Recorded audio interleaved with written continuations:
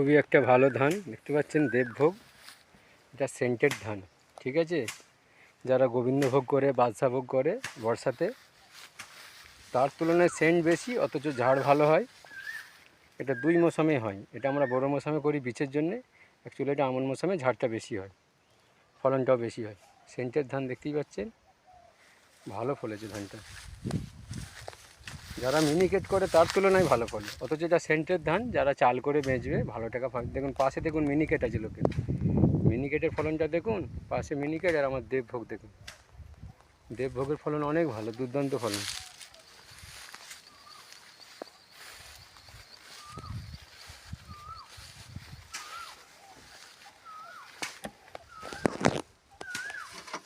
দেখতে পাচ্ছেন আমাদের দেবভোগের বোর্ড দেওয়া আছে। এটা হলো দেবভোগ, এই হচ্ছে সরকারি ধান আমাদের দেবভোগ যেটা বলছি এটা। তো আমি বোর্ডগুলো সরিয়ে রাখি, দেখতে পাচ্ছেন। আমাদের সরকারি ধান, আমাদের কেভিকে থেকে দেওয়া হয়েছিল।